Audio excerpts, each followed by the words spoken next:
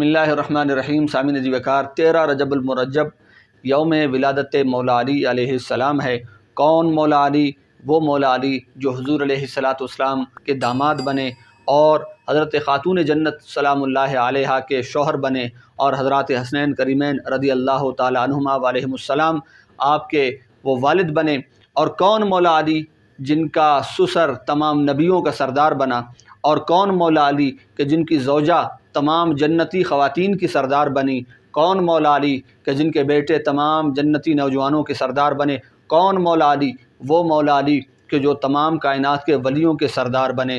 ہاں جی جناب، وہ مولا علی علیہ السلام کہ آپ فرماتے ہیں کہ اللہ تعالیٰ نے کل کائنات کا علم، زمین و آسمان تمام چیزوں کا علم جو ہے 3 الہامی کتابوں کے اندر جمع فرما دیا، اور ان 3 الہامی کتابوں کے علم کو اللہ تعالیٰ نے جمع فرما کر قرآن پاک کے اندر اللہ تعالیٰ نے محفوظ فرما دیا، اور پھر سارے قرآن پاک کا علم جو ہے وہ اللہ تعالیٰ نے جمع فرما کے اکٹھا کر کے سورۃ الفاتحہ کے اندر اللہ تعالیٰ نے پنہاں فرما دیا۔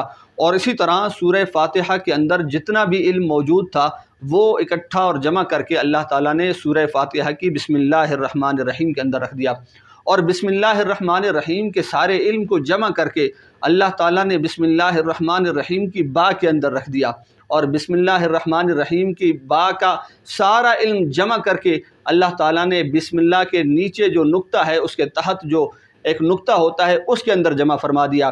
اور حضرت مولا علی علیہ السلام فرماتے ہیں انا نقطہ تو تحت البا، کہ وہ با کے نیچے کا نقطہ میں مولا علی ہوں۔ تو آپ اندازہ لگائیں کہ حضرت مولا علی علیہ السلام اللہ کے نبی علیہ السلام کے اس فرمان ذیشان کہ انا مدینۃ علم وعلی بابھا، کہ میں علم کا شہر ہوں اور علی اس کا دروازہ ہے، کہ اللہ تعالیٰ نے کیسا مصداق بنا دیا علم کا دروازہ ہونے کا، کہ کل کائنات کا علم جو اللہ نے قرآن پاک کے اندر جمع فرما دیا وہ مولا علی کے سینے میں بھی جمع فرما دیا۔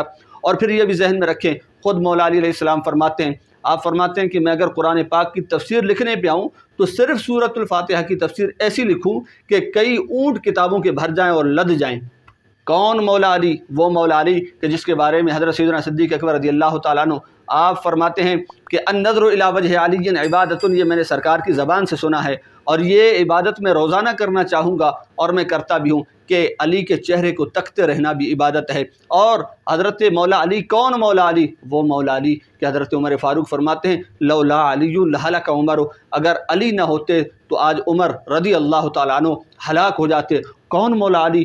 وہ مولا علی جو حضرت عثمان غنی کے محافظ بنے۔ کون مولا علی؟ وہ عثمان غنی کے دوست بنے۔ کون مولا علی؟ جو تمام صحابہ کی جان بنے۔ کون مولا علی؟ وہ مولا علی جو تمام مومنین کی ایمان کی شان بنے۔ کون مولا علی؟ وہ مولا علی کہ جس کی محبت رسول اللہ کی محبت ہے، اس کی نفرت رسول اللہ کے ساتھ نفرت ہے، اور جس کے ساتھ محبت جنت میں داخل ہونے کی ضمانت ہے۔ کون مولا علی؟ وہ مولا علی کہ جس کے بغیر ایمان نامکمل ہے۔ کون مولا علی؟ وہ مولا علی کہ جس کے بغیر عبادتیں رائگاں اور بیکار ہیں۔ کون مولا علی؟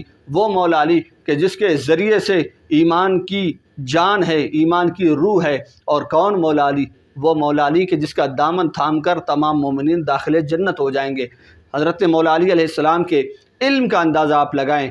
آپ فرماتے ہیں سلونی ان طرق السماوات فانی اعلم بها من طرق الارض، او لوگوں مجھ سے زمین کی راہوں اور راستوں کے بارے میں پوچھ لو کہ اللہ کی قسم میں ان راستوں کو زمین کے راستوں سے زیادہ جانتا ہوں۔ اچھا، اتنے میں نا جبریل امین علیہ السلام آپ کی بارگاہ میں حاضر ہوئے اور انسانی شکل و صورت اختیار کی، آپ کی بارگاہ میں تشریف لائے اور عرض کرنے لگے ان کنت صادقا فاخبرنی این جبریل۔ جبریل علیہ السلام حضرت مولا علی علیہ السلام سے یہ فرما رہے ہیں اگر آپ سچے ہیں کہ تم مجھ سے زمین و آسمان کی راہوں کے بارے پوچھ لو تو مجھے یہ بتاؤ کہ اس وقت جبریل کہاں ہیں، ان کنت صادقا، اگر آپ سچے ہیں۔ تو حضرت مولا علی علیہ السلام نے کیا جواب ارشاد فرمایا؟ آپ فرماتے ہیں فرآ الی السماء والارض، آپ نے آسمانوں کی طرف بھی نگاہ کی اور زمین کی طرف بھی نگاہ کی، وإلی الیمین والیسار، دائیں طرف بھی نگاہ کی، بائیں طرف بھی نگاہ کی، وإلی المشارق والمغارب، مشارق و مغارب کو بھی دیکھ لیا، بس جبریل علیہ السلام کہیں ملے نہیں۔ آپ خود فرماتے ہیں ما وجدتہ فی السماء، میں نے اسے زمین میں بھی نہیں پایا، اسے آسمان میں بھی نہیں پایا۔